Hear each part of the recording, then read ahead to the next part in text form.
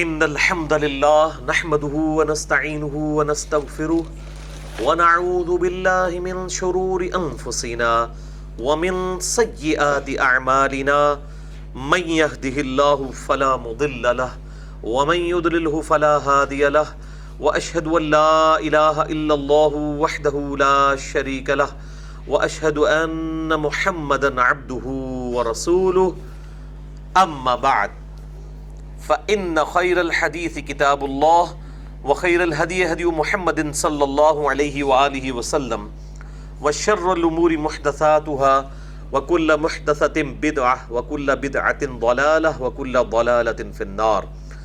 أعوذ بالله السميع العليم من الشيطان الرجيم من همزه ونفخه ونفثه. بسم الله الرحمن الرحيم. رب اشرح لي صدري ويسر لي امري واحلل عقدة من لساني يفقهوا قولي. بسم الله الرحمن الرحيم. ان الله وملائكته يصلون على النبي يا ايها الذين امنوا صلوا عليه وسلموا تسليما. اللهم صل على محمد وعلى ال محمد كما صليت على ابراهيم وعلى ال ابراهيم انك حميد مجيد. اللهم بارك على محمد وعلى آل محمد كما باركت على إبراهيم وعلى آل إبراهيم إنك حميد مجيد. اللهم ربنا آتنا في الدنيا حسنة وفي الآخرة حسنة وقنا عذاب النار. ربنا آتنا من لدنك رحمة وهيئ لنا من أمرنا رشدا. لا إله إلا أنت سبحانك إني كنت من الظالمين. لا حول ولا قوة الا باللہ العلی العظیم. الحمدللہ آج 29 اکتوبر 2016 کو ہفتے کے دن قرآن کلاس نمبر 234 میں ہم انشاءاللہ تعالی سورۃ المؤمنون کو کنکلوڈ کرنے جا رہے ہیں، آیت نمبر 78 سے لے کر انشاءاللہ اینڈ تک انشاءاللہ تعالی. یہاں پر میں ایک ضروری بات عرض کر دوں کہ پچھلے لیکچر میں قرآن حکیم کی وہ اہم ترین آیت آئی تھی، سورۃ المؤمنون کی آیت نمبر 53. اعوذ باللہ من الشیطان الرجیم. بسم اللہ الرحمن الرحیم. فتقطعوا امرهم بینہم زبرا. انبیاء کرام علیہ السلام کے جاننے کے بعد، ان کے چلے جانے کے بعد، ان کے فالورز نے آپس میں توڑ ڈالا احکامات کو اور جمعیت کو پارا پارا کر دیا. کل حزب بما لدیہم فرحون. اور ہر گروہ اس بات پر خوش ہے کہ جو اس کے ہاتھ میں ہے. تو یہ میں نے پچھلی دفعہ بھی عرض کیا تھا کہ یہ آیت من و عن اسی طریقے سے چسپاں ہوئی ہے اس امت پر بھی، کیونکہ صحیح بخاری اور صحیح مسلم کی متفق علیہ حدیث ہے کہ آپ صلی اللہ علیہ وآلہ وسلم نے ارشاد فرمایا کہ تم بھی اگلے لوگوں کے پیچھے چل پڑو گے قدم بقدم، بالشت بر بالشت، حتیٰ کہ اگلے لوگوں میں سے کوئی گوہ کے سوراخ میں داخل ہوا تو تم بھی وہی کام کرو گے. صحابہ کرام علیہم رضوان نے پوچھا کہ یا رسول اللہ صلی اللہ علیہ وآلہ وسلم، یہ اگلے لوگوں سے مراد کیا یہود و نصارہ ہیں؟ تو آپ صلی اللہ علیہ وآلہ وسلم نے ارشاد فرمایا اگر وہ لوگ مراد نہیں تو پھر کون سے لوگ مراد ہیں؟ یعنی وہی خرابیاں جو یہود و نصارہ میں آئیں من و عن اسی طریقے سے اس امت میں بھی آئیں گی. اسی کانٹیکسٹ میں ہم نے پچھلے سنڈے کو بڑی ڈیٹیل ایک نشست ریکارڈ کروائی ہے، تقریباً 5 گھنٹے کی کوسچن آنسر سیشن، جو کہ ہماری ویب سائٹ اہل سنت پاک .com پر مسئلہ نمبر 157 کے عنوان سے اپلوڈ ہوا ہے. پارٹ 1 اور پارٹ 2 دونوں تقریباً 2.5 گھنٹے کے ہیں. ایک ہی نشست میں ہم نے وہ ریکارڈنگ کی ہے. ایک ہی دن کے اندر 1-to-1 کوسچن آنسر سیشن ہے، 100 سوالات سنی شیعہ کنفلکٹ کے اوپر. اور اس کی بنیاد بھی میں نے اسی آیت کو بنایا تھا کہ فتقطعوا امرهم بینہم زبرا، کہ ان لوگوں نے پارا پارا کر دیا اور احکامات کو توڑ دیا، ٹکڑوں میں بٹ گئے. کل حزب بما لدیہم فرحون. ہر گروہ اس بات پر خوش ہے جو اس کے ہاتھ میں ہے. یعنی اہل سنت کہتے ہیں کہ ہم اس بات پر خوش ہیں کہ ہمارے ہاتھ میں صحابہ کرام علیہم رضوان کی محبت ہے، باقی چیزوں پہ کمپرومائز ہو سکتا ہے.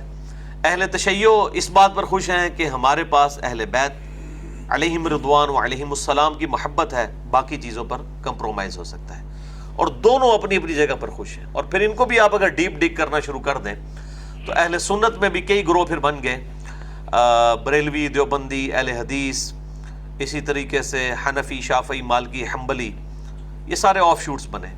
ان میں بھی آپس میں جو اختلافات ہیں نا، تو ہر کوئی کسی ایک بات کے اوپر خوش ہے کہ ہمارے پاس یہ چیز تو ہماری سب سے بہتر ہے۔ اور اسی طریقے سے اہل تشیع میں جتنے گروہ بنے، چاہے وہ اثنا عشری ہوں یا زیدیہ ہوں، اسماعیلیہ ہوں، بہریہ ہوں، جتنے بھی فرقے ہیں، ہر ایک نے کوئی نہ کوئی ایک پوائنٹ کی بات پکڑی ہوئی ہے اور وہ اس پہ خوش ہے کہ میرے پاس یہ ایک ایسی بات ہے جو کسی کے پاس نہیں ہے۔ تو ہر گروہ اپنی اس بات پہ خوش ہے۔ کل حزب بما لدیہم فرحون، ہر گروہ اس بات پر خوش ہے جو کہ اس کے پاس ہے۔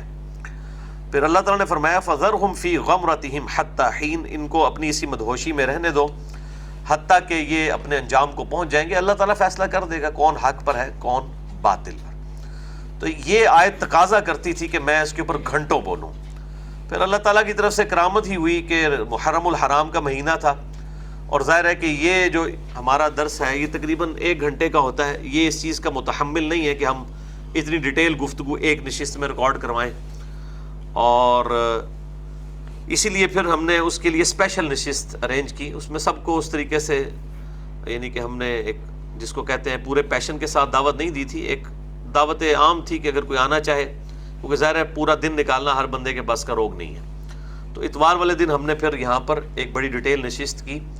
ہم نے تقریباً ادھر 1:30 بجے ظہر و عصر کی نماز کو جمع کیا، کیونکہ صحیح مسلم میں حدیث ہے 1633 نمبر، اور آن ورڈ بھی کئی احادیث ہیں کہ آپ صلی اللہ علیہ وآلہ وسلم نے بغیر خوف کے، بغیر بارش کے اور بغیر سفر کے، یعنی مدینہ شریف میں صحابہ کرام علیہم رضوان کو ظہر و عصر کی نمازیں جمع فرمائی اور مغرب و عشاء کی۔ ابن عباس سے پوچھا گیا کہ آپ صلی اللہ علیہ وآلہ وسلم نے یہ کس لیے کیا؟ تو انہوں نے کہا اس لیے تھا کہ امت کے لیے آسانی ہو جائے۔ یہ آسانی جو ہے پھر شیعہ سنی کنفلکٹ کی نظر ہو گئی، امت سے یہ آسانی چھین لی گئی۔ وہاں پر اہل تشیع نے یہ ضد بنا لی کہ انہوں نے ہمیشہ ہی جمع کرنی ہے، اہل سنت نے ضد بنا لی کہ انہوں نے ہمیشہ ہی الگ کر کے پڑھنی ہے، تو دونوں ایکسٹریمز پہ چلے گئے۔ بہرحال ہم نے اس سنت کو پورا کیا۔ 1:30 بجے ہم نے یہ نماز یہاں پڑھی، اور تقریباً 2 بجے کے قریب ہماری یہ ریکارڈنگ شروع ہوئی، جو کنٹینیوسلی تقریباً 7 بجے تک شام کو چلی، کیونکہ ایک نشست میں ایک ماحول بنا ہوتا ہے اور ایک پوری کیفیت طاری ہوتی ہے، سوال کرنے والوں پر بھی اور جواب دینے والے پر بھی، تو وہ اس کی متقاضی ہوتی ہے کہ اسے ایک نشست میں کور کیا جائے۔ تو میں اس لیے بتا رہا ہوں کہ یہ آیت میں نے ترجمہ کلاس میں چھوڑ دی ہے، جسے شوق ہو 157 نمبر مسئلہ اہل سنت پاک.com پہ دیکھیں، اسی آیت کے کانٹیکسٹ میں سورۃ الاحزاب، سورۃ المؤمنون آیت نمبر 53، فَتَقَطَّعُوا أَمْرَهُمْ بَيْنَهُمْ زُبُرًا كُلُّ حِزْبٍ بِمَا لَدَيْهِمْ فَرِحُونَ، ہر گروہ اس بات پر خوش ہے جو اس کے ہاتھ میں ہے۔ تو میں نے اس میں فرقہ واریت کی لعنت سے بالا تر ہو کر بڑی آؤٹ سپوکن گفتگو کی ہے، جو میں نے ابھی تک کئی چیزیں ایسی تھیں جو ویڈیو ریکارڈنگ میں نہیں لے کر آیا تھا سنی شیعہ کنفلکٹ کے حوالے سے، تاکہ امت کو ایک حق بات پتہ چل جائے۔ اور ظاہر ہے کہ یہ جس طریقے سے ایک دراڑ پڑی ہے، اور پھر علماء اور ذاکرین اس دراڑ کو دن بدن اضافہ کرتے جا رہے ہیں، اور ضد میں آ کر اہل سنت اپنی احادیث کا انکار کر رہے ہیں، اہل تشیع اپنی احادیث کا انکار کر رہے ہیں جو دوسرے مسلک کو سپورٹیو ہوتی ہیں۔ تو اس گمراہی کے ایک دور کے اندر ایک اس آواز کی ضرورت تھی کہ کوئی شخص ایسا کھڑا ہو جو حق بات لوگوں کو بتائے، اور لوگوں کو یہ بات بتائے کہ شیعہ سنی کنفلکٹ سے نکل کر کتاب و سنت کو حجت مانا جائے، جو بات جس کی صحیح ہے اس کو اسی طریقے سے قبول کیا جائے۔ تو اس کانٹیکسٹ میں پھر میں نے یہ ڈیٹیل سے ویڈیو ریکارڈنگ کروا دی ہے، مسئلہ نمبر 157، جو سورۃ المؤمنون کی آیت نمبر 53 کا آپ سمجھ لیں اسی کی تفسیر میں ہے، بڑی ڈیٹیل کے ساتھ۔ تو اس کو ٹائم نکال کے ضرور دیکھیے۔ اور میں نے پھر اس کے بعد اس کے جو کلپس تھے وہ بھی کاٹ کر یوٹیوب کے اوپر اپلوڈ کیے ہیں، مختلف چھوٹے چھوٹے ٹاپکس کے اوپر، جو اس میں کاؤنٹر کوسچن بھی پھر کیے گئے تھے مجھ سے۔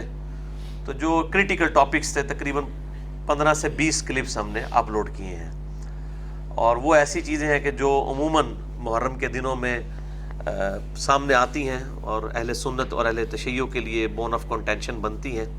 ان کو میں نے کھول کر بیان کیا اور اسی حوالے سے اپنے ریسرچ پیپرز کا بھی تعارف کروایا۔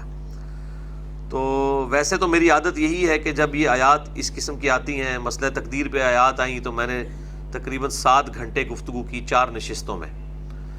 تو لیکن یہ شیعہ سنی کنفلکٹ 4 نشستوں میں کرنا مشکل ہو جاتا ہے، کیونکہ ظاہر ہے کہ کاؤنٹر کوسچننگ جب ہوتی ہے تو وہ پھر اسی نشست میں ایک بات پہلے گزر چکی ہوتی ہے، اور اگر یہ اگلے ہفتے ہو رہی ہو پھر وہ اس بات کا حوالہ دینے کے لیے پھر وہ بات ریپیٹ کرنی پڑتی ہے۔ جیسا کہ قرآن حکیم میں بھی آپ دیکھیں کہ سے آدم اور ابلیس جو ہے وہ 7 دفعہ ریپیٹ ہوا ہے، جب ضرورت پڑتی ہے تو دوبارہ وہ ریپیٹ کرنا پڑتا ہے۔ تو اکثر لوگ کہتے ہیں نہیں باتیں ریپیٹ ہو جاتی ہیں، تو قرآن کی بھی یہی سنت ہے کہ باتیں ریپیٹ ہوتی ہیں، جب ضرورت پڑے گی تو بات ریپیٹ ہوگی۔ حضرت موسیٰ علیہ السلام کے واقعات کئی دفعہ قرآن حکیم میں جب ضرورت پڑی تو ریپیٹ ہوئی۔ تو یہاں پہ میں نے ضروری سمجھا کہ تعارف کروا دوں آپ کو۔ آج انشاءاللہ تعالی ہم سورۃ المومنون کو کنکلوڈ کریں گے، آیت نمبر 78 سے آنورڈ، آخری 2 رکوع۔ وَهُوَ الَّذِي أَنشَأَ لَكُمُ السَّمْعَ وَالْأَبْصَارَ، وہی اللہ ہے کہ جس نے بنائے تمہارے لیے کان اور آنکھیں، وَالْأَفْئِدَةَ اور دل یا عقل، کچھ بھی ترجمہ کر لیں۔ قَلِيلًا مَا تَشْكُرُونَ، لیکن تم میں سے بہت ہی کم لوگ ہیں، بہت کم ہے کہ جو شکر گزاری کی روش اختیار کرتے ہیں۔ وَهُوَ الَّذِي ذَرَأَكُمْ فِي الْأَرْضِ وَإِلَيْهِ تُحْشَرُونَ، اور وہی ہے جس نے زمین کو تمہارے لیے بچھونا بنایا، پھیلا دیا، اور تمہیں اسی کی طرف لوٹ کر جانا ہے۔ ابھی اللہ تعالیٰ نے کئی ایک جو فزیکل فینومینا آف نیچر ہیں اور اللہ تعالیٰ کی قدرتیں ہیں ان کو یہاں پر کنٹینیوسلی کئی آیات کے اندر بریف کیا جائے گا، جس میں سے ایک چیز یہ بڑی اہم ہے کہ اللہ تعالیٰ نے زمین کو بچھونا بنایا ہے۔ اب بعض غیر مسلموں نے یہی آیات اٹھائی ہیں قرآن حکیم سے، اور انہوں نے یہ پلی لی ہے کہ قرآن حکیم شاید یہ کانسیپٹ رکھتا ہے کہ زمین جو ہے یہ بالکل فلیٹ ہے، کیوں کہتے ہیں بچھونا بنایا۔ حالانکہ یہ بات عربی لنگوسٹک میں محاورتاً یہ بات ہو رہی ہے کہ زمین کو اس قابل بنایا ہے کہ تم اس کے اوپر چل پھر سکو، یعنی فورس آف گریوٹی اس کے اندر شامل ہے۔ اور پھر ظاہر ہے کہ ایک پورے آپ کرۂ ارض کو دیکھیں، اس میں ایک بہت بڑا بھی اگر کوئی پیس آف لینڈ کنسیڈر کریں گے تو وہ فلیٹ ہی ہوتا ہے، کیونکہ 40,000 کلومیٹر کا سرکمفرنس ہے زمین کا، اس میں اگر کوئی 1 کلومیٹر کنسیڈر کرے اتنے بڑے سرکل میں تو وہ اسٹریٹ لائن ہی ہوتا ہے۔ تو بچھونا تو ہے اس حوالے سے، اوور آل سٹرکچر اس کی یقیناً جو ہے وہ گول ہے، سفیریکل ہے، لیکن اس اعتبار سے بچھونا ہے کہ انسان اس کے اوپر چل سکتے ہیں۔ اگر یہ فورس آف گریوٹی ڈسٹرب ہو جائے، ہمارے پاؤں اور زمین کے درمیان جو ریزسٹنس کی قوت ہے یہ ختم ہو جائے تو انسان زمین کے اوپر چل نہیں سکتا۔ جتنی بھی سائنٹیفک فیلڈ میں جتنی بھی چیزیں جو ایجادات ہیں، انوینشنز ہیں، وہ پاسبل ہی نہیں ہے جب تک ریزسٹنس نہیں ہوگی۔ یہ سب کا سب، یعنی پوری دنیا کا پہیہ جو ہے وہ ریزسٹنس کے اوپر چل رہا ہے۔ کوئی گاڑی چلتی ہے تو وہ اسی قانون کے تحت، اس کے ٹائر اور زمین کے درمیان جو ریزسٹنس ہے، اسی طریقے سے اس کے اندر جو انجن لگا ہوا ہے اس میں جو بیلٹ کا میکانزم ہے یا گیئر ٹرانسفر ہونے کا میکانزم ہے یا کلچ کے ذریعے پاور کی ٹرانسمیشن ہے، وہ سب کی سب ریزسٹنس کے اوپر ہے۔ تو یہ اللہ تعالیٰ نے یہ سارے کے سارے فزیکل فینومینا آف نیچر جو ہے وہ اتنے محکم بنائے ہیں کہ انسان اپنی ایجادات کر سکتا ہے۔ تو یہاں پر بچھونا سے مراد یہ ہے کہ اس نے اس قابل بنایا ہے کہ تم اس کو، حالانکہ گول ہے لیکن اتنے بڑے سپین کے اوپر گول ہے کہ تھوڑے سے پورشن میں اگر آپ پیدل چلتے ہیں تو آپ کو وہ گلائی فیل نہیں ہوتی، ورنہ اگر یہ اس کی گلائی بہت شارپ ہوتی تو انسان کے لیے پاسبل نہ ہوتا۔ یہ میں اس لیے ساتھ ساتھ بتاتا ہوں، مجھے ای میلز آتی رہتی ہیں، اب ہر بات کے اوپر اسپیشل لیکچر ریکارڈ کروانا مشکل ہو جاتا ہے، تو جہاں جہاں وہ آیات آتی ہیں میں ان کو اس طریقے سے بریف کرتا چلا جاتا ہوں۔ وَهُوَ الَّذِي يُحْيِي وَيُمِيتُ، وہی اللہ ہے جو کہ زندہ کرتا ہے اور موت دیتا ہے۔ وَلَهُ اخْتِلَافُ اللَّيْلِ وَالنَّهَارِ، اور اسی کے لیے ہے رات اور دن کا عدل اور بدل، یعنی آنا جانا جو ہے، یہ گردش جو ہے یہ اسی کے لیے ہے۔ مراد یہ اس فزیکل فینومینا آف نیچر کے پیچھے بھی وہی اللہ ہے۔ افلا تعقلون، کیا تم عقل نہیں رکھتے؟ اس کائنات میں جتنے بھی میرے بھائیوں فزیکل فینومینا آف نیچر ہیں ان سب کے پیچھے گاڈ ہے، اور میں اکثر بولتا ہوں God is the only explanation of all the physical phenomena in this universe. خدا ہی وضاحت ہے اس کائنات میں ہونے والے ہر فزیکل فینومینا کی۔ سائنس صرف 2 سوالوں کے ساتھ ڈیل کرتی ہے، وٹ اور وائی، کیا اور کیوں۔ کیا ہوا؟ زلزلہ آیا. کیوں آیا؟ ٹیکٹونک پلیٹس کے ڈسٹربنس کی وجہ سے. لیکن تیسرا سوال بڑا خطرناک ہے، ہاؤ، یہ کیسے ہو گیا؟ تو سائنس کہتی ہے it is physical phenomena of nature. وہ کہتے ہیں ہمارا سوال ہی نہیں ہے، یہ ایسا ہی ہوا کرتا ہے. اسی میں تو قیامت چھپی ہے کہ یہ ایسا ہی کیوں ہوا کرتا ہے. یہ ٹیکٹونک پلیٹس کو ہلنے کا آرڈر کیسے ہوتا ہے؟ ایک چیز بغیر کسی ایکسٹرنل انٹروین کرنے کے کبھی بھی کوئی ایکٹیویٹی پرفارم نہیں کر سکتی. اب کوئی بھی چیز ایک سٹل جگہ پہ رکھ دیں وہ وہیں پر رہے گی جب تک کہ کوئی ایکسٹرنل فورس اس کے اوپر نہ آئے. یہی second law of thermo dynamics بھی ہے کہ انٹروپی ہمیشہ انکریز کرتی ہے. ایک اس کی یہ ڈیفینیشن ہے، یا ریمینز کانسٹنٹ. اور دوسری یہ ہے کہ بغیر ایکسٹرنل پاور کے آپ کوئی ورک کر نہیں سکتے، اس کے بغیر آپ کوئی پوٹینشیل ڈفرنس سے فائدہ اٹھا نہیں سکتے ہیں. اگر آپ کہیں کہ جی زمین سے آپ نے 30ویں منزل کے اوپر پانی چڑھانا ہے تو یہ بغیر فورس کے پاسبل نہیں ہے جب تک ایکسٹرنل ورک نہ کیا جائے. ہاں 30ویں منزل پہ جو چڑھی ہوئی چیز ہے وہ نیچے آ جائے گی انڈر گریوٹی، لیکن 30ویں منزل پہ جب چیز چڑھی ہوئی ہوگی تو یہ ماننا پڑے گا کسی کے چڑھانے سے چڑھی ہے، یہ نہیں کہہ سکتے کہ خود بخود ہی چڑھ گئی ہے. تو وہ جو ایکسٹرنل ورک ہے، ٹیکٹونک پلیٹس کی ڈسٹربنس ہو یا کوئی اور چیزیں ہوں، انہی کے پیچھے تو خدا ہے. ہر چیز کی ایکسپلینیشن خدا ہے. کسی کو بھی آپ ڈیپ ڈگ کرنا شروع کر دیں تو کریٹر تک آپ پہنچ جائیں گے. تو اللہ تعالیٰ ہمارا یہ زندہ کرنا، موت دینا، رات اور دن کا عدل بدل، یعنی اس کے اوپر کوئی ہمارا اختیار ہے؟ ہم تو ابھی تک کیلکولیشن ہی کر رہے ہیں کہ جناب اتنے گھنٹے کا دن ہے اور اتنے گھنٹے کی رات. اس کے اوپر اختیار کا تو آج تک کسی نے سوچا نہیں کہ اس کے اوپر کوئی اختیار بھی کیا جا سکتا ہے. زندہ اور مردہ کرنے کے اوپر نیور. اور یہ موت اتنی بڑی حقیقت اللہ تعالیٰ نے انسان کے ساتھ اٹیچ کر دی ہے کہ اس حقیقت کی وجہ سے خدا انسان کی ضرورت بن گیا. واللہ 3 چیزیں ہونا تو خدا ہماری ضرورت نہیں ہے. نمبر 1، ہمیں موت نہ آئے. نمبر 2، ہم بیمار نہ پڑیں. اور نمبر 3، ہم پہ بڑھاپا نہ آئے. ایک جیسی فٹ قسم کی زندگی گزرے، موت نہ آئے، بیماری نہ آئے، بڑھاپا نہ آئے. یہ 3 چیزیں اگر کسی انسان کو مل جائیں تو اسے تو خدا کی ضرورت ہی نہیں ہے، قطعاً کوئی ضرورت نہیں اس کو. اب یہ 3 چیزیں جو ہیں یہ خدا نے اپنے کنٹرول میں رکھ کے، اللہ نے اپنے کنٹرول میں رکھ کے انسان کو اس کی قسم پرسی اور کمزوری کا بتا دیا کہ تو اپنی زندگی اور موت کے اوپر بھی اختیار نہیں رکھتا. کتنا عرصہ تو زندہ رہ سکتا ہے؟ بیماری بھی آئے گی اور وقت کے ساتھ ساتھ بڑھاپا آئے گا، اور آپ کے اختیار میں نہیں ہوگا کہ میں اپنے یہ بال جو سفید ہونا شروع ہیں ان کو میں سفید ہونے سے روک لوں. رنگ کالا کر لوں گا، پھر تھوڑے دنوں کے بعد بال نکل آئیں گے. آنکھوں کی بینائی یہ جو کمزور پڑتی جا رہی ہے، میں اینک لگا لوں گا، اینک اتاروں گا تو نہیں نظر آئیں گی چیزیں. اس طریقے سے جسم کمزور ہونا شروع ہو جائے گا، اور کرتے کرتے انسان جو ہے وہ ایک رذیل عمر تک پہنچ جاتا ہے، الٹیمیٹلی ڈیتھ. تو انسان کے سر پر یہ لٹکتی ہوئی تلوار ہے، موت کی شکل میں، بیماری کی شکل میں، اور یہ جو بڑھاپا آ جانا انسان کے اوپر، یہ ایک لٹکتی ہوئی تلوار ہے. تو خدا انسان کی ضرورت بنتا ہے نا اس کی وجہ سے، اسی لیے تو اس نے تلوار لٹکا دی ہے.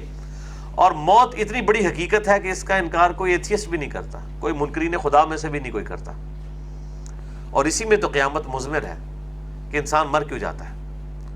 آپ کو پتہ ہے کہ جب شروع میں انسان مرتے تھے نا، تو جب پہلا لوگوں کو ایکسپیرینس تھا، ان کو تو نہیں پتا کہ انسان مر بھی جاتا ہے، تو وہ اپنی لاش کو اٹھائے پھرتے تھے کسی کے پاس کہ یہ بولنا چھوڑ گیا، اس کا کچھ کرو، اٹھ ہی نہیں رہا. یہ تو پھر انسان آہستہ آہستہ ایجوکیٹ ہونا شروع ہوا تو اس کو پتا چلا کہ یار انسان مر جاتا ہے اس طرح. تو یہ انسان کے ساتھ بہت بڑی کمزوری اٹیچ ہے موت کی شکل میں. تو اس کی وجہ سے انسان کی ضرورت ہے خدا، کہ انسان کو موت آ جاتی ہے، بیماری آ جاتی ہے، بڑھاپا آ جاتا ہے، کمزوری آ جاتی ہے. یہ 3 چیزیں نکال دے تو ہر بندہ بدماش ہے، اس کو پھر کسی کی ضرورت ہی نہیں ہے. ہم مجبور ہی اسی وجہ سے. اور آپ حیران ہوں گے کہ یہی تینوں خوشخبریاں ہیں جو جنتیوں کو جنت میں جاتے ہوئے دی جائیں گی. صحیح مسلم میں کتاب الجنہ چیپٹر آپ کھول کے پڑھیں، مشکات کی 30 جلد میں آپ کو جنت کے اوپر جتنی احادیث ہیں 13 کتابوں سے، انکلوڈنگ بخاری، مسلم، ابو داؤد، ترمذی، نسائی، ابن ماجہ اور باقی کتابوں سے، وہ کمپائلڈ فارم میں مشکات کی 30 جلد میں جنت والے چیپٹر میں مل جائیں گی. انشاءاللہ کبھی موقع ملا جنت کے اوپر بھی بات کریں گے انشاءاللہ تعالی. بل وہ حدیث جو میں آپ کو بتا رہا تھا نا، وہی خوشخبری ہے جو انسان کو سنائی جانی ہے. سنیں, صحیح مسلم میں کتاب الجنہ چیپٹر میں حدیث ہے کہ جب جنتی جنت میں پہنچ جائیں گی تو اللہ تعالیٰ کی طرف سے ایک فرشتہ ندا کرے گا کہ جنتیوں تمہیں مبارک ہو, آج کے بعد تمہیں کبھی موت نہیں آئے گی. نمبر 1. نمبر 2, آج کے بعد تمہیں کبھی کوئی بیماری نہیں آئے گی. نمبر 3, آج کے بعد تم ہمیشہ جوان رہو گے, یعنی 30 سال عمر احادیث میں آتی ہے کہ 30 سال ہی رہے گی عمر انسان کی جو جوانی کی عمر ہے, کبھی بوڑھے نہیں ہوگے. تینوں چیزیں جنت میں پہنچتے ہی اناؤنسمنٹ کر دی جائیں گی.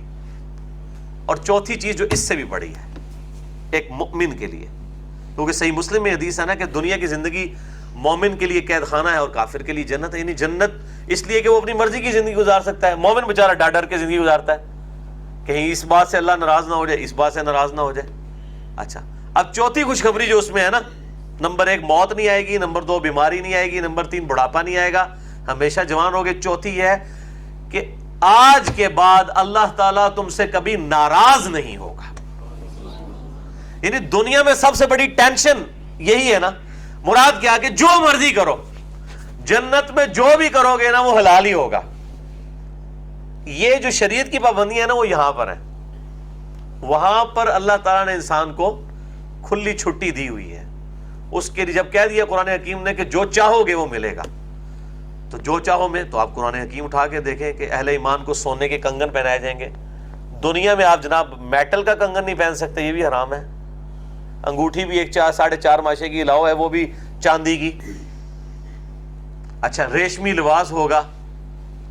دنیا میں تو مرد کے لیے ریشم حرام ہے. ٹھیک ہے, اس قسم کی کئی چیزیں جو شریعت کی پابندیاں دنیا کے ساتھ ریلیٹڈ ہیں. آخرت میں اللہ تعالیٰ کبھی ناراض ہی نہیں ہوگا. یعنی مراد یہ ہے کہ اب تم جنت میں جو کچھ کرو گے نا اس ٹینشن کے بغیر کرو گے کہ کہیں اس بات یہ پتہ نہیں جائز ہے یا ناجائز, جو دل کرتا ہے کرو. تو دنیا میں جو شخص اللہ کی مان کر گزارے گا, اللہ کی مرضی کے مطابق گزارے گا, آخرت پھر اس کی مرضی کی ہوگی. اور جو دنیا میں اپنی مرضی کی زندگی گزارے گا پھر آخرت اللہ کی مرضی کی ہوگی اس کے لیے, جو کچھ اس کے لیے ہونا ہے. وَلِعَوْذُ بِاللَّهِ تَعَالَى. اب یہ ایک ڈیٹیل تلک ٹاپک ہے.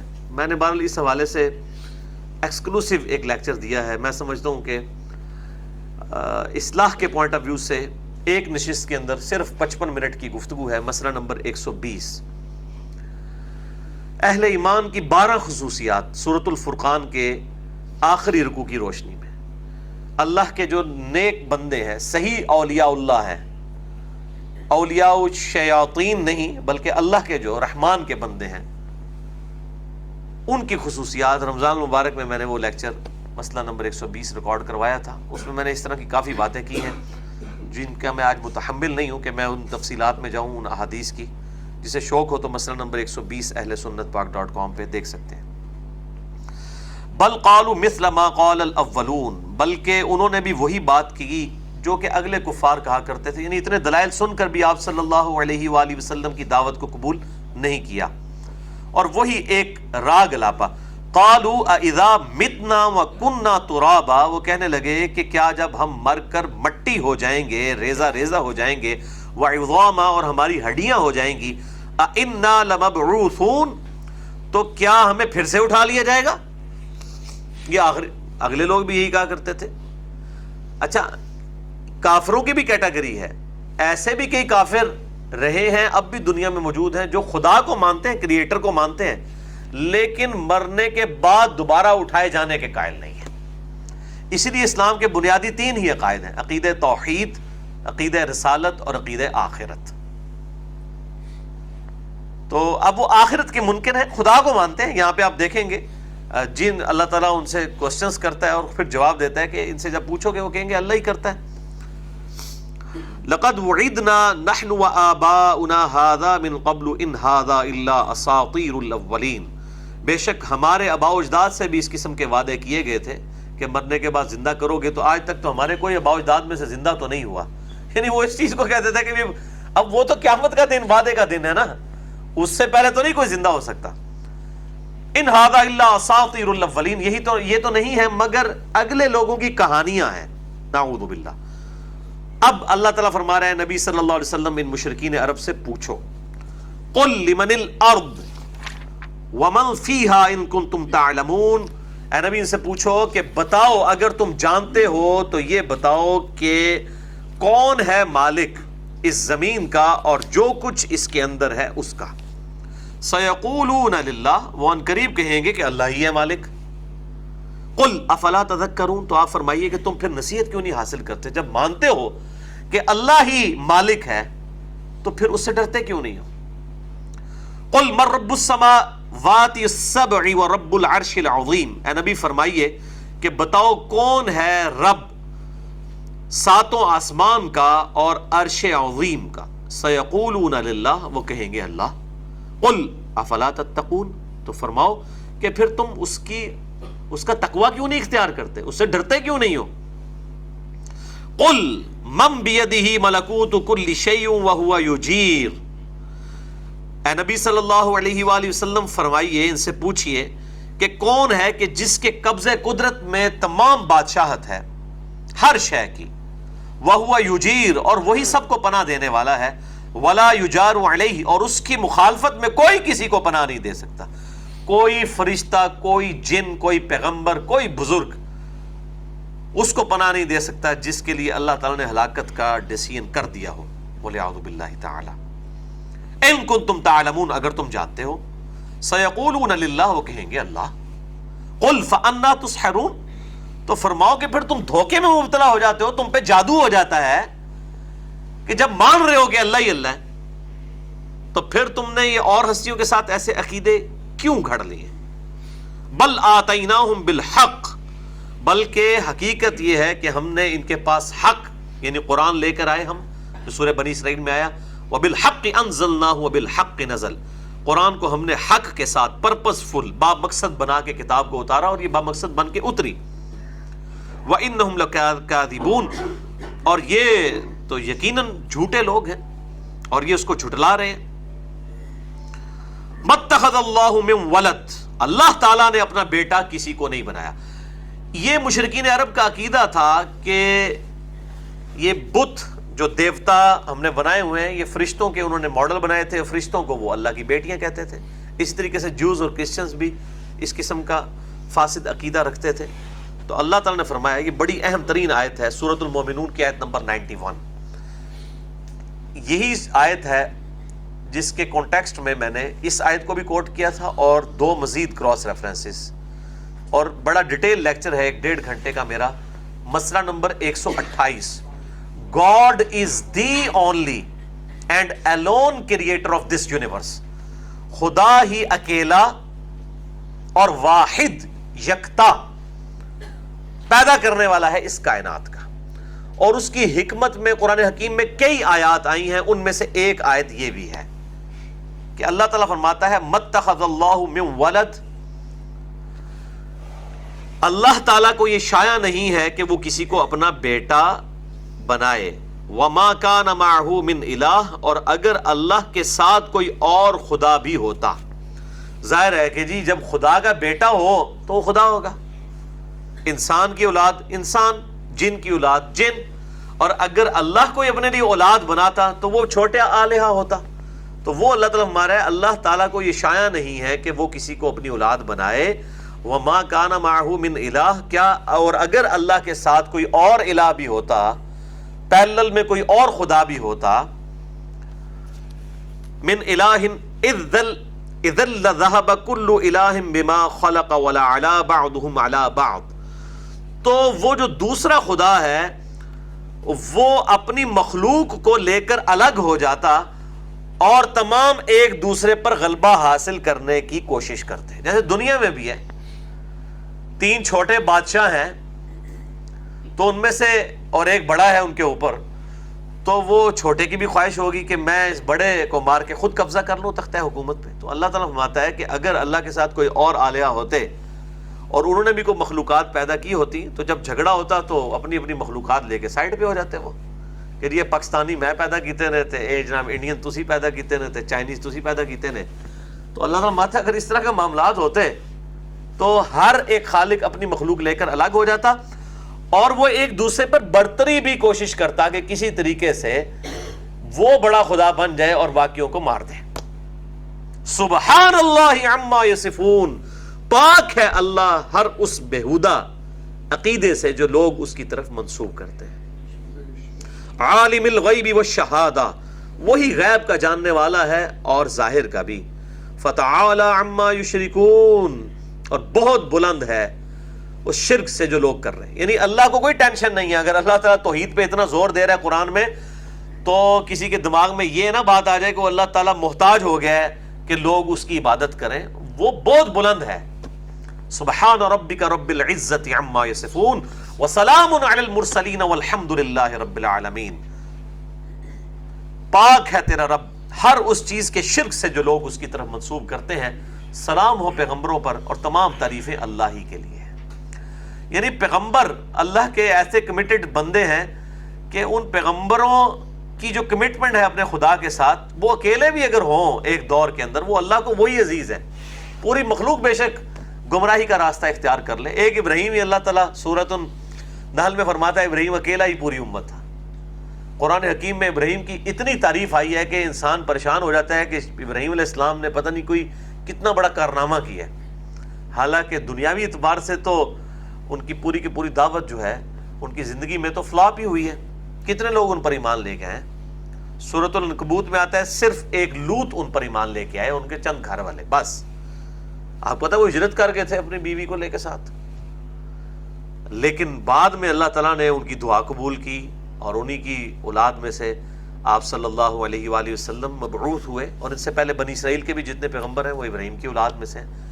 آج دیکھ لیں ابراہیم جو ہے یہ کامن پرسنالٹی ہیں پوری دنیا کے تمام جو ریلیجن ہیں ان میں.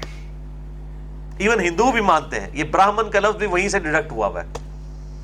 ورنہ تین بڑے جو آسمانی مذاہب ہیں، آپ کہہ لیں ان کو، جیوز، کرسچنز اور مسلمز، وہ سب کے سب ابراہیم علیہ السلام کو مانتے ہیں. آج بھی آپ تورات کھولیں تو ابراہم کا ذکر موجود ہے. قرآن حکیم کا تو تانا بانا ابراہیم علیہ السلام کے لیے.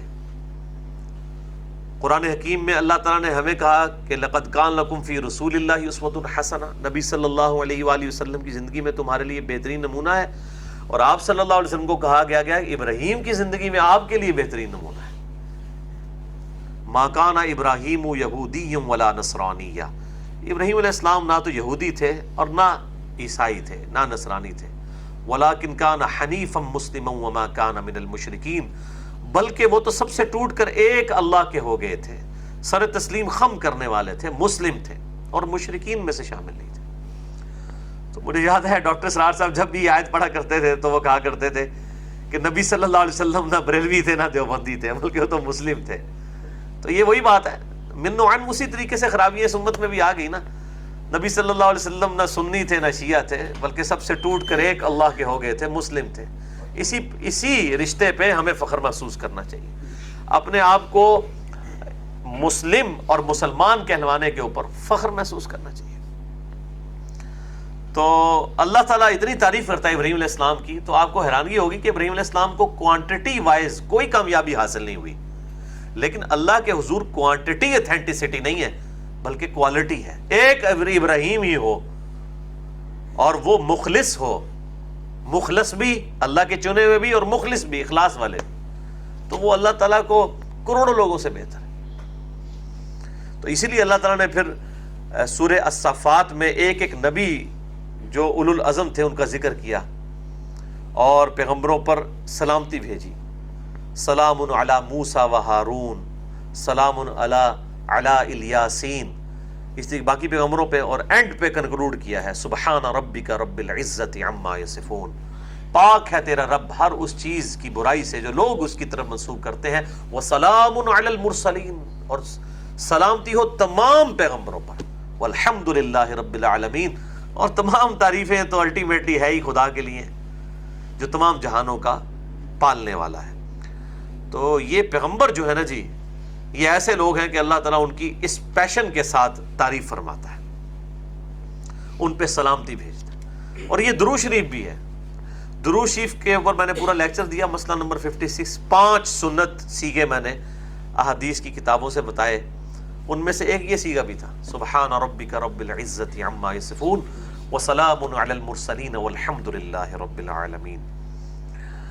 قر رب اما ترینی ما یوعدون، اے نبی صلی اللہ علیہ وسلم آپ دعا کیجئے کہ اے میرے رب اگر تو ضرور مجھے دکھانا چاہتا ہے وہ عذاب جس کا تو نے کفار مکہ سے وعدہ کیا ہے، ربی فلا تجعلنی فی القوم الظالمین، تو اے میرے اللہ پھر مجھے ان ظالموں میں شامل نہ کرنا۔ اب دیکھیں نبی صلی اللہ علیہ وسلم سے یہ دعا کروائی جا رہی ہے کہ آپ اللہ کے حضور دعا کیجئے کہ آپ کے اوپر وہ فتنہ نہ آئے، وہ آزمائش نہ آ جائے۔ اللہ اکبر، امت کی تعلیم کے لیے۔ وَإِنَّا عَلَىٰ أَن نُرِيَكَ مَا نَعِدُهُمْ لَقَادِرُونَ، اور اے محبوب صلی اللہ علیہ وسلم ہم اس بات کے اوپر قادر ہیں کہ ہم آپ کو دکھا دیں وہ عذاب جس کا وعدہ ان کے ساتھ کیا گیا۔ ظاہر ہے کہ اگلے انبیاء جو تھے جب ان کا لوگ انکار کرتے تو اللہ کی طرف سے عذاب آتا تھا۔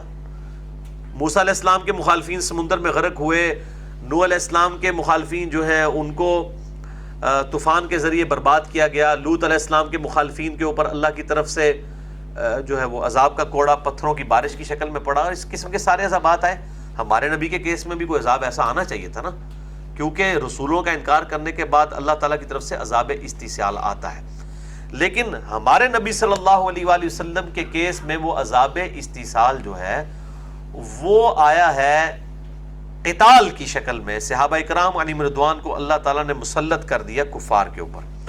اس کی کچھ قسطیں تو آپ نے اپنی زندگی میں دیکھ لی، غزوہ بدر کی شکل میں، غزوہ خندق کی شکل میں، اور جو یہود و نصارہ پہ بڑی قسطیں آئیں وہ آپ صلی اللہ علیہ وسلم کی دنیا سے جانے کے بعد رومن امپائر اور پرشین امپائر کے گرنے کی شکل میں۔ تو اللہ تعالیٰ بات ہے ہم قادر ہیں کہ آپ کو دکھا بھی دیں۔ ادفع باللتی ہی احسن، تو آپ دور کیجئے ان کی طرف سے جو ہے احسن السیئہ، ان کی طرف سے پہنچنے والی برائی کو اچھائی کے ساتھ دور کیجئے، یعنی آپ صبر کریں، برا کوئی برتاؤ کرتا ہے آپ پازیٹیولی اس کے ساتھ ایکٹ کریں۔ نحن اعلم بما یصفون، ہم خوب جانتے ہیں جو یہ کچھ باتیں بناتے ہیں، آپ کا دل دکھتا ہے، ہمارے علم میں ہے۔ وقل ربی اعوذ بک من ہمزات الشیاطین، اور دعا کیجئے کہ اے میرے رب مجھے شیاطین کے طرف سے آنے والے وسوسوں سے بچا۔ وَأَعُوذُ بِكَ رَبِّ أَن يَحْضُرُونَ، اور میں تیری پناہ اس بات سے بھی طلب کرتا ہوں کہ یہ میرے قریب بھی پھٹکے۔ یہ کس کو دعا سکھائی جا رہی ہے؟ نبی صلی اللہ علیہ وآلہ وسلم کو، کہ آپ بھی اللہ سے دعا کریں کہ اے اللہ مجھے شیطانی وسوسوں سے بچا، اور اس چیز سے بھی تیری پناہ میں آتا ہوں کہ شیاطین میرے قریب بھی ہیں۔ اور یہ ٹائٹل پھر صرف آپ کو ہی ملا ہے۔ صحیح مسلم میں حدیث ہے، آپ صلی اللہ علیہ وآلہ وسلم نے فرمایا ہر انسان کے ساتھ اللہ تعالیٰ نے ایک جن، شیطان اور ایک فرشتہ اٹیچ کیا ہوا ہے۔ فرشتہ اس کو اچھائی کی طرف مائل کرتا ہے، اور وہ جن شیطان جو ہے وہ برائی کی طرف۔ تو صحابہ نے بڑی جرت کر کے پوچھا اللہ کے رسول صلی اللہ علیہ وسلم کیا آپ کے ساتھ بھی ہے؟ آپ نے فرمایا ہاں میرے ساتھ بھی تھا، لیکن اللہ نے مجھے اس پہ قدرت دی اور وہ مطیع ہو گیا، مسلم ہو گیا۔ میرے ساتھ جو شیطان اٹیچ ہے نا، وہ جن، وہ تو مطیع ہو چکا ہے، یعنی مسلم ہو چکا ہے، وہ بھی مجھے اچھائی کی طرف بلاتا ہے۔ یعنی آپ صلی اللہ علیہ وسلم کو اللہ نے اس اعتبار سے حفاظت میں رکھا۔ اس لیے ہم کہتے ہیں امام اسے بنائیں کہ جس کو اللہ تعالیٰ نے اپنی حفاظت میں رکھا ہے۔ باقی چاہے کتنا کو بڑے سے بڑا بزرگ ہو جائے، اس کے ساتھ شیطان تو اٹیچ ہے نا جی، کسی نہ کسی فارم میں شیطان انٹروین کر سکتا ہے۔ بل یہ بڑی اہم ترین آیات ہیں، اور میں ان کو آلریڈی سورۃ الاعراف کے کانٹیکسٹ میں جب شیاطین کے وسوسوں کے اوپر آیات آئی تھیں بالکل اینڈ پہ جا کے، تو میں نے بڑی ڈیٹیل کے ساتھ ان آیات کو بھی ڈسکس کیا تھا، اور قرآن حکیم میں مزید آیات اور کئی احادیث صحیح بخاری اور صحیح مسلم سے ڈسکس کی تھی شیاطین کے حوالے سے۔ آج ڈیٹیل میں جانا جو ہے وہ پاسبل نہیں ہے۔ مسئلہ نمبر 83A شیطانی وسوسے اور ان کا علاج، اور مسئلہ number 83B who created God اور جدید شیطانی وسوسوں کا تحقیقی جائزہ۔ یہ میں بڑی ڈیٹیل کے ساتھ تقریباً آپ سمجھیں 3-3.5 گھنٹے کی گفتگو اہل سنت پاک .com پہ 2 نشستوں میں موجود ہے، اور اس میں نے جو جدید شیطانی وسوسے ہیں ان کو بھی ایڈریس کیا تھا، شیطانی وسوسوں سے بچنے کا طریقہ، سنت وظائف، یہ سب کی سب چیزیں میں نے ڈسکس کی ہیں الحمدللہ۔ حتی اذا جاء احدهم الموت، یہاں تک کہ جب ان میں سے کسی ایک کو موت آ جائے گی، قال رب ارجعون، تو کہے گا اے میرے رب مجھے دنیا میں واپس بھیج دے. لعلی اعمل صالحا فیما ترکت کلا، تاکہ میں جو کچھ دنیا میں چھوڑ آیا ہوں میں دوبارہ دنیا میں چلا جاؤں تو پھر میں اچھے اعمال کروں گا. اللہ تعالیٰ فرماتا ہے کلا نہیں، انہا کلمۃ هو قائلها، یہ تو ایک اس کے منہ کا جملہ ہے جو وہ بول رہا ہے، ایسا ہوگا نہیں. دنیا میں اگر چلا گیا تو دوبارہ وہی کام ہی کرے گا. یہ اس کے منہ کا بول ہے. دنیا میں اللہ نے موقع دیا تھا. وَمِن وَرَائِهِمْ بَرْزَخٌ إِلَى يَوْمِ يُبْعَثُونَ، اب ان کے مرنے سے لے کر قیامت تک کے لیے برزخ ان سین بیریئر ہے، جو آڑ ہے قیامت تک کے لیے. یہ بڑی اہم ترین آیت ہے، سورۃ المومنون کی آیت نمبر 100. اسی آیت کو تختہ مشق بنا کے ہمارے اس سب کانٹیننٹ میں کیپٹن عثمانی صاحب نے ایک فتنہ برزخی اٹھایا ہے، اور اس میں انہوں نے اسی آیت کو یوز کیا ہے. تو بہرحال اس کانٹیکسٹ میں آلریڈی اس کے اوپر بھی بڑی ڈیٹیل سے گفتگو کر چکا ہوں. عذاب قبر اور برزخ سے ریلیٹڈ مسئلہ نمبر 117A اور 17B، 2 نشستوں میں تقریباً 3 گھنٹے کی گفتگو ہے، جس میں میں نے منکرین عذاب قبر ہیں ان کا بھی رد کیا ہے، یہ برزخی پارٹی کا بھی رد کیا ہے، قرآن حکیم سے 10 آیات پیش کی ہیں اور 17 صحیح الاسناد احادیث، تقریباً سب کی سب صحیح بخاری اور صحیح مسلم سے. وہ میں آلریڈی اس پہ لیکچر دے چکا ہوں الحمدللہ. دیکھیں نا جی جناب، کتنی مجھے اب خوشی ہو رہی ہے کہ پہلے تو ہم 2 3 آیات سے آگے نہیں جا سکتے تھے. اب یہ ساری آیات اس لیے کور ہو رہی ہیں کہ یہ سب کی سب چیزیں ریکارڈنگ میں آ چکی ہیں الحمدللہ. فَإِذَا نُفِخَ فِي الصُّورِ، تو جب سور پھونکا جائے گا، فَلَا أَنْسَابَ بَيْنَهُمْ يَوْمَئِذٍ وَلَا يَتَسَاءَلُونَ، تو پھر اس دن نہ تو کوئی رشتہ داریاں کام آئیں گی اور نہ کوئی ایک دوسرے سے پوچھ سکے گا کہ جناب سناؤ کیا حال ہے. یہ سب کوئی دنیا چی بھائی، اتنے کسی نے نہیں پوچھنا کہ کیا حال ہے تھوڑا. سب چیخو پکار کریں گے. وَلِعَوْذُ بِاللَّهِ تَعَالَى اللہم اجرنا من النار، اللہم اجرنا من النار، اللہم اجرنا من النار، اللہم من احییتہ منا فاحیہ علی الاسلام ومن توفیتہ منا فتوفہ علی الایمان آمین. فمن ثقلت موازینہ فاولئک هم المفلحون، تو جن کے نامہ اعمال جو ہیں یہ بھاری ہوں گے تو وہ کامیاب ہو جائیں گے.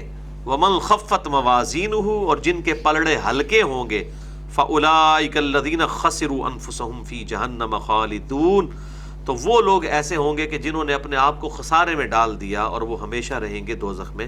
وَلِعَوْذُ بِاللَّهِ تَعَالَى تَلْفَحُ وُجُوهَهُمُ النَّارُ، ان کے چہرے جو ہیں وہ جھلس رہے ہوں گے بری طرح آگ کی وجہ سے. وَهُمْ فِيهَا كَالِحُونَ، اور وہ اس میں اللہ اکبر اپنے منہ بگاڑتے ہوں گے، دانت پیستے ہوں گے اس غم کی وجہ سے. اللہم اجرنا من النار، اللہم اجرنا من النار. اب یہ سورۃ المومنون کنکلوڈ ہونے جا رہی ہے. یقین کریں اتنے سخت اس میں الفاظ ہیں کہ انسان کے رونگٹے کھڑے ہو جاتے ہیں. یہ قرآن حکیم میں جو سخت ترین آیات ہیں ان میں سے ہیں. اب اللہ تعالیٰ اس بندے سے جس نے دنیا میں گاڈ کو رسپانس نہیں کیا ہوگا، بغاوت کی زندگی گزاری ہوگی، بڑے سخت الفاظ میں ارشاد فرمائے گا، الم تکن آیاتی تتلا علیکم، کیا تیرے پاس میری آیات نہیں آئی تھی جو تم پر تلاوت کی جاتی تھی؟ فکنتم بہا تکذبون، اور تو ان آیات کو جھٹلاتا رہا. ایک تو ہے عقیدے سے جھٹلا دینا کہ میں ان کو اللہ کی آیتیں نہیں مانتا، وہ تو ہے اعتقادی کفر. ایک ہے عملی کفر کہ اللہ کی آیات تو مانتا ہوں لیکن زندگی اپنی مرضی کی گزاروں گا. قرآن کہتا رہے بے شک نماز پڑھنی ہے، نبی صلی اللہ علیہ وسلم کی حدیث صحیح مسلم میں ہے تو وہ مسلم میں ہی رہے. 246 نمبر کتاب الایمان چیپٹر میں کہ بندے کے کفر اور اسلام، شرک اور اسلام کے درمیان فرق نماز ہے، تو وہیں پہ پڑھی رہے. ٹھیک ہے، میں تو جھٹلاتا رہوں گا اپنے عمل سے. وَلِعَوْذُ بِاللَّهِ تعالی. تو اللہ تعالیٰ فرماتا ہے اس سے کہے گا. اب یہ دیکھیں بالکل 1 to 1 گفتگو ہو رہی ہے، یہ ہر شخص سے ہونی ہے جو دوزخ تک پہنچے گا. وَلِعَوْذُ بِاللَّهِ تعالی. میری آیات تجھ پر تلاوت کی جاتی تھی اور تو جھٹلایا کرتا تھا. اب وہ کیا کہیں گے جو لوگ دنیا میں چاہے عملی کافر تھے چاہے اعتقادی تھے؟ مسلمانوں کی اکثریت اس وقت عملاً تو کفر کر رہی ہے.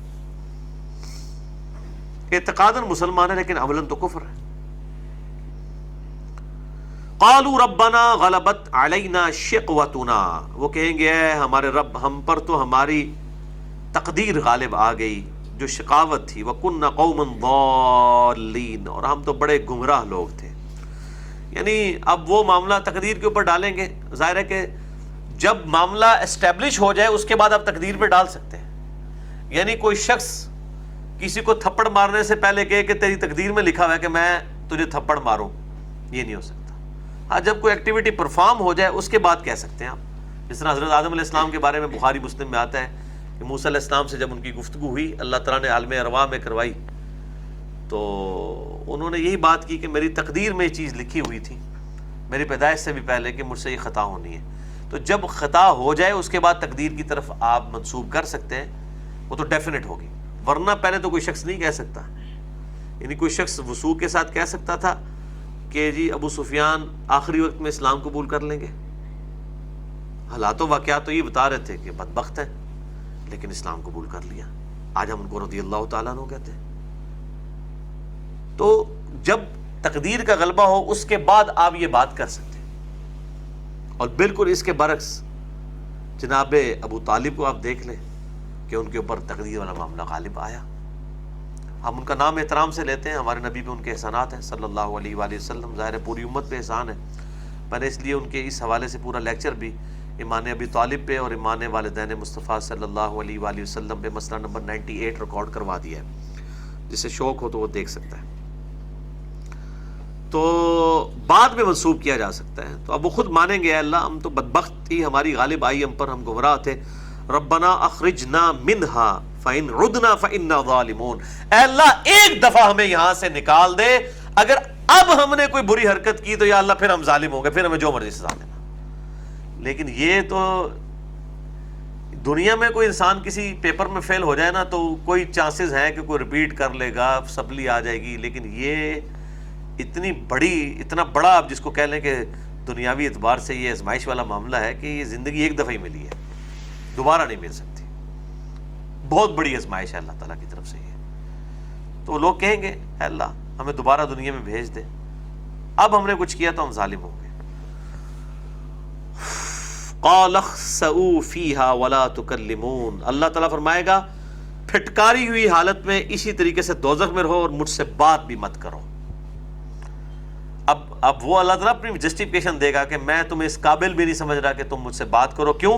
انہ کان فریق من عبادی، تم ہی لوگوں میں سے ایسے بھی میرے بندے بھی تو موجود تھے دنیا کی زندگی میں، یقولون ربنا آمنا، جو کہا کرتے تھے اے ہمارے رب ہم ایمان لے آئے تجھ پر، یعنی رسولوں کے ذریعے. فاغفر لنا، اے اللہ ہمیں بخش دے، ورحمنا اور ہم پر رحم فرما، وانت خیر الراحمین اور تو سب سے بڑھ کر رحم فرمانے والا ہے.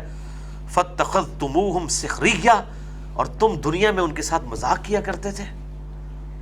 حتی انسوکم ذکری، یہاں تک کہ اس ٹھٹے میں تم میری یاد سے بھی غافل ہو گئے. وکنتم منہم تضحکون، اور تم ان کے اوپر کہکے لگایا کرتے تھے دنیا کی زندگی میں. آج بھی اسی طریقے سے آپ کافر کو تو چھوڑ دیں، مسلمانوں میں اگر کوئی پریکٹسنگ مسلمان بن جائے اس کے اوپر لوگ ٹھٹے. یعنی کوئی عورت جوانی میں نقاب چہرے کا کرنا شروع کر دے تو اس کی ساتھ سہیلیاں کہنا شروع کر دیتی ہیں کہ یہ کیا تم بیکورڈ ہو گئی ہو. کوئی مرد جو یونیورسٹی کا اسٹوڈنٹ داڑھی رکھ لے تو اس کے کلاس فیلوز اس کو یہ کہنا شروع کر دیتے ہیں، مذاق اڑاتے ہیں. دیکھ لیں اللہ تعالیٰ ماتا ہے تمہارے ساتھ ہی اس طرح کے بندے بھی تو تھے نا. آج تم کہہ رہے ہو کہ ہم تو ہے ہی گمراہ تھے، اللہ ہماری تقدیر میں لکھا تھا. اللہ ماتا ہے تقدیر ہی لکھا سی گمراہ ہو، تواڈے نال ہی اور بندے سن وہ سیدھے ہو گئے سن، تسی نہیں سی ہو سکتے. یہ اصل میں بات ہو رہی ہے، پوری جسٹیفیکیشن دی جا رہی ہے اس بات کی جو اللہ ماتا ہے نا کہ آج دوزخ میں رہو مجھ سے بات بھی نہ کرنا، پٹھی گل نہ کرو میرے نال. تواڈے نال دے سن جنہاں نے گل قبول کر لی سی، تسی ایسے ٹھیٹ تو کہ تسی انہاں نال مذاق کر دے رہے ہو. الٹا اسی مذاق ہی تانوں موت آ گئی. یہ پنجابی میں اس لیے بولتا ہوں کہ کچھ چیزیں پھر ٹپیکل پنجابی میں ٹرانسلیٹ ہو سکتی ہیں، اس کا ٹیسٹ اسی میں ہے. اب دیکھیں یہ اچھا اب جتنے محاورے ہیں نا یہ بھی دیکھیں بڑے یونیورسل ہیں. ہم یہ اردو میں بولتے ہیں نا مگرمچھ کے آنسو، یہ انگلش میں بھی. میں اس دن وہ ہیلری کلنٹن کی وہ گفتگو سن رہا تھا تو وہ بھی وہ جو نا اس کے اوپر CNN کے اوپر، تو وہ بھی اس کے لیے نا وہ ٹرمپ کے لیے کہہ رہی تھی ٹیئرز آف کروکوڈائل. اچھا میں نے ایک بار چونک گیا، میں نے کہا اچھا یہ محاورے اتنے یعنی کہ یونیورسل ہیں. آنکھ اوجل پہاڑ اوجل، out of sight out of mind. ٹھیک ہے، تندرستی ہزار نعمت ہے، ہیلتھ از ویلتھ. اب دیکھیں کہ یہ محاورے جو ہے نا وہ جنرل ہیں. اس طریقے سے یہ جو ہم یہ ڈسکشن کر رہے ہیں نا اس اعتبار سے تو یہ بالکل جنرل ہے، یہ ہر جگہ اسی طریقے سے نان ایپلیکیبل ہے. اللہ تعالیٰ فرماتا تم دنیا میں مذاق اڑاتے رہے اور اس حد تک آگے چلے گئے کہ ان کے مذاق اڑاتے ہوئے، ان دیندار لوگوں کا مذاق اڑاتے ہوئے تم میری یاد سے غافل ہو گئے. اپنے پیر تسی آپ ہی وڈ لینے جنہوں کہتے ہیں پنجابی چ، ٹھیک ہے نا. تو اپنا چہرہ جو ہے خود پیٹ لیا اور سرخ کر لیا اس دشمنی کے اندر، اللہ سے غافل ہو گئے اور تم ان سے ٹھٹا کرتے رہے. انی جزیتہم اليوم بما صبروا، بے شک آج میں ان کو تو جزا دوں گا ان کے اس صبر کے بدلے میں، انہم ہم الفائزون، اور بے شک وہی لوگ ہیں جو مراد کو پہنچ جانے والے ہوں گے. دنیا کی زندگی میں شاید وہ بازی ہار گئے ہوں تمہاری نظر میں. دنیا میں اگر کوئی شخص ایک گمنامی کی موت میں مر جاتا ہے، لاوارث، کسی فٹ پاتھ پہ اس کی لاش ہے، اس کو بھی اتنا ہی کفن ملنا ہے جتنا کفن جو ہے وہ ایک دنیا میں کسی بڑے سے بڑے بادشاہ کو ملنا ہے. قبر کا سائز بھی وہی ہونا ہے. باہر کوئی جتنی مرضی ٹائلیں لگا لیں، اندر تو وہی معاملات ہیں. اندر تو ایئر کنڈیشن کوئی نہیں لگاتا. اندر کے معاملات اب دیکھنے سے تو باہر اس کی قبر خوبصورت نظر آ رہی ہے، اس کی قبر نہیں خوبصورت نظر آ رہی، لیکن اللہ تعالیٰ اس کے صبر کے وسیلے اگر دنیا میں اس نے اللہ کو رسپانس کیا ہے تو اس کے لیے اس کی قبر جو ہے وہ جنت کا باغ بن جائے گی. اور اس نے اگر نہیں کیا، چاہے وہ دنیا میں کتنی بڑی پوسٹ پہ تھا، اس کے لیے کوئی فائدہ نہیں. قال کم لبثتم فی الارض عدد سنین، اللہ تعالیٰ فرمائے گا بتاؤ دنیا میں تم کتنے عرصہ زندہ رہے تھے. قالوا لبثنا یوما او بعض یوم فاسأل العادین، تو وہ کہیں گے پھر دوست کی، چاہے وہ مسلم ہوں چاہے کافر ہوں دونوں، اے اللہ ہم دنیا میں تو شاید ایک دن یا دن کا بھی کچھ حصہ ہی رہے تھے، آپ گننے والوں سے پوچھ لیجئے. ظاہر ہے کہ جی جب آپ 50,000 سال کا دن صرف قیامت کا جس نے گزارا ہوگا، اس کی 60-70 سال کی دنیا کی زندگی کیا ہوگی اس کے مقابلے میں؟ 3-3.5 منٹ کی زندگی. اور جو الٹیمیٹ لائف ہے، انفینٹ لائف جنت کی، جو صحیح مسلم میں حدیث ہے کہ دنیا اور آخرت کی مثال اس طریقے سے ہے کہ کوئی شخص سمندر میں انگلی ڈبوئے، اس کے ساتھ جتنا پانی لگتا ہے وہ دنیا کی زندگی ہے اور سمندر آخرت کی کوئی کمپیریزن ہے؟ تو اس نے تو یہ کہنا دنیا میں تو میں ایک دن چاہے اس کا بھی کچھ حصہ رہا. قال ان لبثتم الا قلیلا لو انکم کنتم تعلمون، اللہ تعالیٰ بھی فرمائے گا ہاں تم دنیا میں تو بہت ہی تھوڑا عرصہ رہے ہو، کاش یہ بات تم دنیا میں بھی جان لیتے. آج تو تمہیں پتہ چل گیا نا جناب، اوہ بس اتنی سی زندگی. جو سیدنا علی کا قول ہے کہ انسان سویا ہوا ہے، جب مرے گا تو جاگ جائے گا، اوہ اچھا یہ اصل زندگی تھی. جیسے دنیا میں بھی انسان خواب دیکھتا ہے، اس کے بعد اٹھتا ہے تو انسان کہتا ہے اوہ شکر ہے خواب ہی سی، اے اور زندگی شروع ہوئی ہے. یا اگر خواب میں کوئی کسی اچھی کنڈیشن میں تھا تو اٹھتا ہے تو وہ کہتا ہے اوہ تو خواب سی، اے اور زندگی تو شروع ہوئی ہے. تو یہ وہ چیز ہے. تو مرتے ہی انسان کہے گا اوہ اصل زندگی تو یہ تھی، میں تو غفلت میں گزار دی. اللہ اکبر. اب وہ اہم ترین آیت آ رہی ہے 115 نمبر سورۃ المومنون کی. افحسبتم انما خلقناکم عبثا، اے انسان کیا تو نے گمان کیا ہم نے تمہیں ویسے ہی فضول پیدا کر دیا؟ وانکم الینا لا ترجعون، اور تمہیں لوٹ کر ہمارے پاس واپس نہیں آنا. شتر بے مہار ہو، کسی نے پیدا کیے بغیر ہی پیدا ہو گئے ہو، کسی کی مرضی سے پیدا ہوئے ہو تو کسی مقصد کے لیے پیدا ہوئے ہو، اور تمہیں لوٹ کر ہمارے پاس نہیں آنا. فتعال اللہ المالک الحق، تو بہت بلند ہے اللہ جو کہ حقیقی مالک ہے اور الحق ہے. لا الہ الا ہو، نہیں ہے کوئی معبود سوائے اس کے. رب العرش الکریم، اور وہ ہے رب عرش کریم کا، عزت والے عرش کا. ومن يدع مع اللہ الہا آخر، اور یاد رکھنا کانٹے کی بات، توحید ہے اصل چیز، کہ جو کوئی بھی اللہ کے ساتھ کسی اور کو پکارتا ہے، یدعو کا الفاظ ہے پکارنا، اور پکارنا بھی ظاہر ہے مدد کے لیے. ایک تو ویسے پکارنا ہے نا، وہ ہم نماز میں پکارتے ہیں السلام علیکہ ایھا النبی، اے نبی آپ پر سلام ہو، رحمتیں ہوں، برکتیں ہوں. بخاری و مسلم کی حدیث ہے جب سلام پڑھو گے اللہ تمہارا سلام پہنچا دے گا. یہ مدد کے لیے پکارنا نہیں ہے، یہ ویسے پکارنا ہے. اور ایک ہے دعا کے لیے پکارنا. کوئی یا علی مدد کہتا ہے نعوذ باللہ من ذالک، یا شیخ عبد القادر جیلانی مدد کہتا ہے. تو یہ ہے عبادت. ایاک نعبد و ایاک نستعین. غائب میں مدد کے لیے نہیں پکار سکتے. ظاہری اسباب تو قرآن میں حکم ہے وتعاونوا علی البر والتقوی ولا تعاونوا علی الاثم والعدوان. نیکی اور پرہیزگاری کے کاموں میں ایک دوسرے کی مدد کرو اور برائی میں الگ رہو. یہ بھائی میرے پاس بیٹھے ہیں، میں ان کو کہتا ہوں مجھے پانی پلا دے، بالکل ٹھیک ہے، لیکن یہ بیٹھے ہیں بغداد میں، وہاں بھی قبر کے اندر ہیں، اور میں کہتا ہوں مجھے پانی پلا دیں، وہی بات وہی جملہ فریم آف ریفرنس بدلنے سے شرک کی کیٹیگری میں فال کر دے گا. اس لیے میں نے اس پہ پورا لیکچر دیا ہے. دعا صرف اللہ ہی سے، دعا اللہ سے ہوگی. ویسے وہ کسی کو پکارتا ہے پیار محبت میں، یا رسول اللہ کہتا ہے یا محمدہ کہتا ہے، کوئی فرق نہیں پڑتا. لیکن جب وہ مدد کے لیے پکارتا ہے اور ایسا عقیدہ پیچھے کوئی وابستہ کرتا ہے تو وہ خالصتاً شرک ہے. اور بخاری اور مسلم کی متفقن علیہ حدیث ہے کہ کچھ صحابہ تھے 70 کے قریب، ان کو دھوکے سے شہید کر دیا گیا. تو جب ان کو شہید کر رہے تھے اس وقت انہوں نے کہا اے اللہ ہمارے نبی کو ہمارے حال کی خبر کر دے، ہم نے تیرے نبی کا دین نہیں چھوڑا. اور نبی صلی اللہ علیہ وسلم زاروں کے دار رو رہے ہیں. آپ کو اللہ تعالیٰ کی طرف سے وحی آئی کہ آپ کے ساتھی جو لے کر تو گئے تھے دین سکھانے کے لیے، ان کو دھوکے سے قتل کر دیا گیا ہے. اور انہوں نے مرتے وقت یہ دعا کی تھی کہ اللہ ہمارے نبی کو ہماری خبر کر دینا. اب اس سے میں کہتا ہوں یہ ایک حدیث ہے بخاری اور مسلم کی جس سے 3 عقیدے ثابت ہوتے ہیں. علم غیب کا عقیدہ کہ صحابہ کا یہ عقیدہ تھا کہ اللہ ہی بتائے گا. نمبر 2 حاضر و ناظر، یعنی صحابہ کا کہیں عقیدہ نہیں تھا کہ نبی صلی اللہ علیہ وسلم یہاں پہ روحانی طور پہ موجود ہیں، ورنہ تو یا رسول اللہ کہتے ہیں انظر حالنا. ٹھیک ہے جی.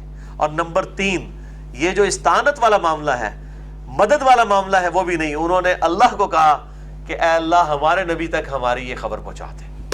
یہ ایک حدیث بخاری اور مسلم کی یہ پورے کا پورا ڈھکوسلا جو کھڑا کیا ہوا ہے یہاں پہ صوفیوں کی طرف سے، اس کو کھا جاتی ہے.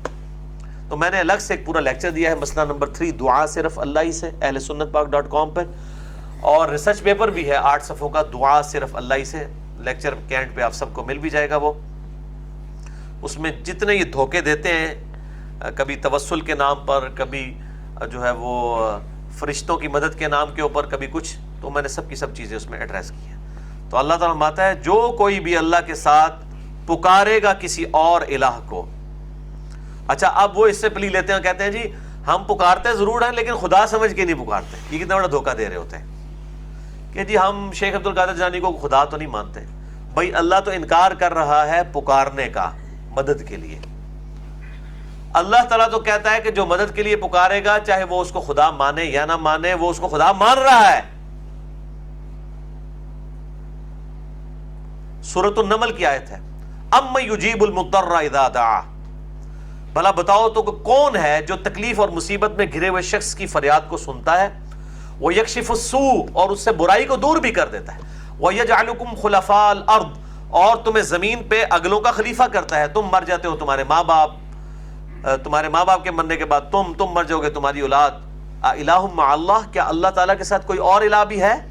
قلیلا ما تذکرون، لیکن بہت کم ہی لوگ نصیحت حاصل کرتے ہو. اس آیت کے تحت یہ 20ویں پارے کے پہلے صفحے پہ ہے. جو کوئی بھی اللہ کے علاوہ کسی کے لیے عقیدہ رکھتا ہے کہ وہ اس کی مشکل اور پریشانی کو اس طریقے سے دور کرتا ہے تو وہ اس کے لیے الوہیت کا عقیدہ رکھ رہا ہے.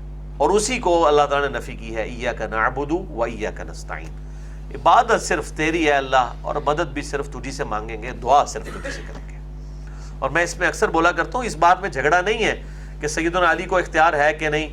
مولا علی کو بالفرض اختیار بھی اللہ نے دیا ہو، تب بھی یہ بالفرض میں کہہ رہا ہوں سمجھانے کے لیے، تب بھی مولا علی کو پکار کوئی نہیں سکتا مدد کے لیے. کیوں؟ بارش کون برساتا ہے؟ اللہ. ڈیوٹی کس کی ہے؟ فرشتوں کی. لیکن بارش اگر آپ فرشتوں سے مانگے تو شرک ہو جائے گا. مانگنی اللہ سے ہے، اللہ فرشتوں کے ذریعے بھیجے، جنات کے ذریعے بھیجے، ہواؤں کے ذریعے بھیجے، بادل کے ذریعے بھیجے، وہ اللہ تعالیٰ کا اپنا ڈیسیژن ہے. لیکن ہم نے اللہ کو پکارنا ہے. یہ ہے اصل میں استعانت کا ایشو. بڑی موٹی سی بات ہے، یہ سمجھائی جائے کسی کو صحیح طریقے اور سلیقے کے ساتھ تو بات سمجھ آ جاتی ہے. لا برہان لہ بہ، کہ وہ اللہ کے علاوہ کسی اور کو پکارتا ہے اور اس کی کوئی دلیل نہیں ہے اس کے پاس. فإنما حسابہ عند ربی، تو ایسے شخص کا تو پھر حساب اس کے رب کے پاس ہوگا. انہ لا یفلح الکافرون، بلا شبہ انکار کرنے والے کبھی بھی کامیاب نہیں ہو سکتے. یہ کافر کا مطلب فوراً کوئی ہندو عیسائی سکھ سمجھنا شروع کر دیتا ہے. قرآن کی ٹرم میں کافر کا مطلب ہے انکار کرنے والا. اب مطلب یہ ہے نا کہ اردو میں جو ہے نا ہم یا پنجابی میں کافر سمجھتے ہیں کسی غیر مسلم کو. قرآن کافر غیر مسلم کو نہیں کہتا. قرآن ہر ایک کو کافر کہتا ہے جو قرآن کی تعلیمات کو کفر کرتے ہیں. مسلمان بھی کافر ہیں. ہم کفر کرتے ہیں ہر اس جھوٹے خدا کا جو لوگوں نے گھڑ لیے, جو آیت الکرسی سے اگلی آیت میں ہے نا کہ جو طاغوت کا کفر کرتا ہے اور اللہ پر ایمان لاتا ہے. تو مؤمن بھی پہلے انکار کرتا ہے. ہمارا کلمہ انکار سے شروع ہو رہا ہے, لا الہ, کوئی الہ نہیں ہے. جتنے یہ جھوٹے بنائے لوگوں نے سب جھوٹے خدا, الا اللہ, سوائے اس ایک اللہ کے. تو یہ لوگ کبھی بھی کامیاب نہیں ہوں گے جو انکار کرنے والے ہیں, چاہے اپنے عمل سے چاہے اپنے عقیدے سے. وَقُلْ رَبِّ اغْفِرْ وَارْحَمْ, اے نبی دعا کیجئے اپنے رب کے حضور, اے میرے رب بخش دے مجھ کو, وارحم, اور رحم فرما مجھ پر, وَأَنْتَ خَيْرُ الرَّاحِمِينَ, اور تو سب سے بڑھ کر رحم فرمانے والا ہے, سب سے بہتر تو ہی رحم فرمانے والا ہے. دنیا میں جتنے لوگ رحم کر رہے ہیں وہ بھی اللہ تعالیٰ سے ہی مستعار ہیں. اگر ایک ماں اپنی اولاد کے ساتھ محبت کرتی ہے, ایک باپ اپنی اولاد پہ شفقت کرتا ہے, تو یہ اس خدا کی دی ہوئی انسٹنکٹ کی وجہ سے جو اس نے دی ہوئی ہے. الٹیمیٹلی تو اسی نے ہی یہ سب کی سب چیزیں ودیت کی ہیں, اور یہ اس کا کرم ہے کہ اس کی رحمت اس کے غضب پہ بھاری ہے. بخاری اور مسلم کی متفقن علیہ حدیث ہے, اللہ تعالیٰ نے مخلوقات کی پیدائش سے پہلے اپنے پاس عرش پہ یہ عبارت لکھ لی تھی کہ میری رحمت میرے غضب پہ سبقت لے جانے والی ہے. اور اسی طریقے سے صحیح بخاری میں ایک اور حدیث ہے کہ آپ صلی اللہ علیہ وآلہ وسلم نے فرمایا کہ اللہ کی رحمت کے جو 99 حصے ہیں وہ اللہ تعالیٰ نے ابھی رکھے ہوئے ہیں. ان 100 میں سے ایک حصہ ہے جس کی وجہ سے لوگ ایک دوسرے کے ساتھ محبت کرتے ہیں, اور ایک جانور جو ہے اس کی جو مادہ ہے وہ بھی اپنی اولاد کے ساتھ شفقت کرتی ہے اور اس کے وہ اپنے نیچے نہیں دیتی اور دودھ پلاتی ہے. یہ شفقت, یہ محبت جو لوگوں میں اللہ نے رکھی ہے, ماں باپ کا رشتہ اولاد کے لیے رکھا, اولاد کا ماں باپ کے لیے, یہ اس اللہ کی جو رحمت ہے اس کے ایک حصے میں سے سب کو ڈسٹریبیوشن ہوئی ہوئی ہے, اور 99 حصے ابھی باقی ہیں. انشاءاللہ ہم اللہ سے دعا کرتے ہیں کہ اللہ تعالیٰ قیامت والے دن ہمیں اپنی رحمت میں سے حصہ عطا فرمائے, اپنے محبوب صلی اللہ علیہ وآلہ وسلم کی شفاعت عطا فرمائے, مرنے سے پہلے پہلے اپنی اور اپنے محبوب صلی اللہ علیہ وآلہ وسلم کی سچی اطاعت نصیب فرمائے. اللہ تعالیٰ سے دعا ہے جو کچھ ہم نے آج سنا اس پہ عمل کر کے دوسرے بھائیوں تک پہنچانے کی بھی توفیق عطا فرمائے. جو حق بات میں نے کہی اللہ تعالیٰ ہمارے دلوں میں راسخ فرمائے. اگر جذبات میں میرے منہ سے کوئی غلط بات نکل گئی تو اللہ تعالیٰ معاف کر دے. سبحانک اللہم و بحمدک, اشہد ان لا الہ الا انت, استغفرک و اتوب الیک, وما علینا الا البلاغ المبین. جزاکم اللہ خیرا.